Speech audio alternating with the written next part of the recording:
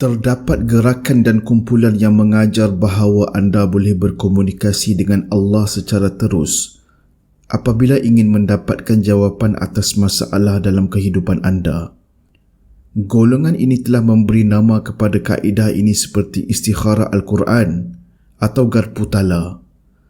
Apa yang diajarkan adalah jika seseorang ingin mendapatkan jawapan dari Allah tentang sesuatu perkara, mereka perlu bersyahadah, berselawat, membaca Fatihah dan kemudian memasang niat untuk tunjukkan jalan terhadap masalah yang dihadapi. Kemudian, mereka akan membuka lembaran Al-Quran secara rawak. Pada muka yang dibuka, mereka akan membaca ayat yang dilihat untuk mengetahui secara terus apa yang Allah ingin bicarakan kepadanya. Namun, persoalannya, adakah konsep istikharah dan garpu tala ini mempunyai asal di dalam Islam? Apakah sejarah di sebalik konsep garpu tala ini? Dan bagaimana ia menyerap ke dalam masyarakat di Nusantara? Amalan tilik nasib bukanlah sesuatu yang baru.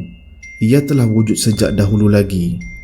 Dalam fahaman pantheism, penganutnya mempercayai bahawa alam semesta ini secara keseluruhannya adalah Tuhan, atau dengan kata lain, tiada Tuhan melainkan hanya gabungan substance, tenaga dan juga natural law yang membentuk alam semesta. Mereka juga percaya bahawa apa yang berlaku hari ini merupakan gambaran apa yang berlaku di universe atau alam semesta. Selain itu, fahaman pantheism ini juga mempercayai bahawa rahsia-rahsia akan datang telah tersedia dan ia boleh diketahui dengan cara menilik nasib. Antara kaedah menilik nasib yang telah lama digunakan adalah garpu tala.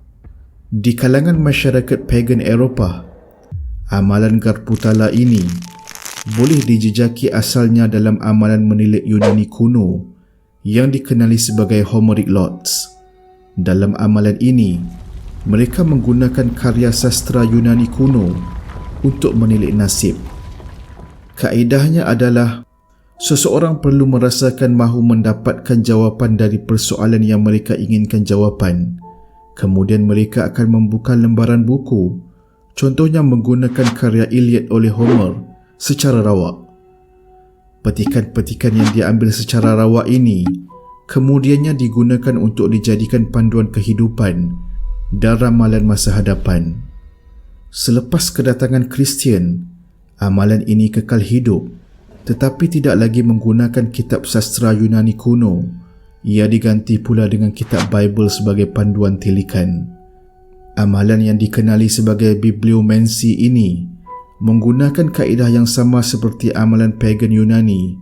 Bezanya hanya pada kitab yang digunakan. Amalan yang dipanggil istikharah dengan Quran, iaitu dengan membuka Al-Quran secara rawak untuk mendapatkan petunjuk, merupakan amalan yang mirip kepada amalan bibliomancy.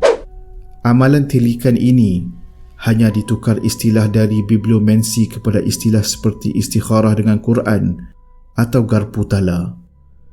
Fahaman garpu tala ini sebenarnya telah dibawa masuk ke dalam masyarakat moden di Nusantara melalui bisnes guru yang banyak mengetengahkan idea kepercayaan pseudoscience dalam law of attraction. Kaitan yang cuba dikaitkan dengan garpu tala adalah getaran dan gelombang dalam diri seseorang dapat mempengaruhi alam semesta dan kehidupannya. Perkataan garpu tala itu sendiri sebenarnya datang dari konsep fizik yang berkaitan dengan getaran dan resonans. Konsep fizik ini boleh ditunjukkan dengan menggunakan tuning fork atau garpu tala, di mana garpu yang mempunyai frekuensi yang sama akan bergetar mengikut frekuensi yang sama walaupun tanpa menyentuh antara satu sama lain.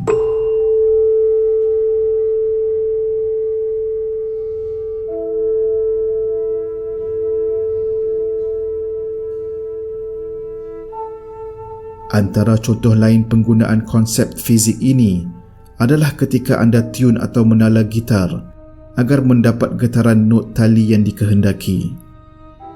Namun, tiada apa-apa pembuktian dari segi saintifik tentang getaran dan pancaran minda yang membolehkan alam semesta memberi jawapan kepada apa yang anda kehendaki. Pengikut fahaman Law of Attraction ini akan cuba mengaitkan dengan quantum physics, tetapi tiada hujah mahupun substan yang boleh digunakan untuk menilai apa yang dikatakan bagi merungkai apa yang dinyatakan.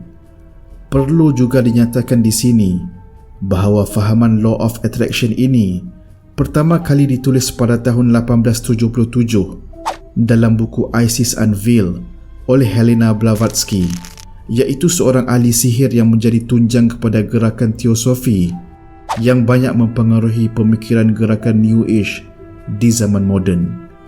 Kami akan kongsikan lebih banyak tentang Helena Blavatsky dalam siri yang akan datang. Jangan lupa untuk like, komen dan subscribe channel ini. Persoalan seterusnya, adakah amalan seperti ini mempunyai asal dalam Islam? Tidak pernah direkodkan dalam Al-Quran dan Sunnah Nabi tentang amalan khusus yang membolehkan Allah berkomunikasi dengan makhluknya secara terus melalui perantaraan Al-Quran. Rasulullah mengajar untuk melakukan solat sunat 2 rakaat sebagai cara untuk istikharah. Metod membuka Al-Quran secara rawak dan mempercayai bahawa Allah berkomunikasi secara terus juga bermasalah, kerana jika Al-Quran tidak difahami mengikut metod tafsir dan pemahaman teks serta konteks dengan baik, ia boleh membawa kepada salah faham yang lebih besar kepada pembaca. Wajar juga diingatkan bahawa ketika Rasulullah berada bersama para sahabat di muka bumi, tiada lagi Al-Quran dalam bentuk mushaf seperti yang kita ada pada hari ini. Maka, amalan membuka mushaf Al-Quran secara rambang atau rawak untuk mendapatkan panduan dengan mengatakan bahawa Allah berkomunikasi secara terus adalah tidak berasas. Ia merupakan sesuatu yang dibawa masuk dari luar, seperti yang kami bincangkan di atas.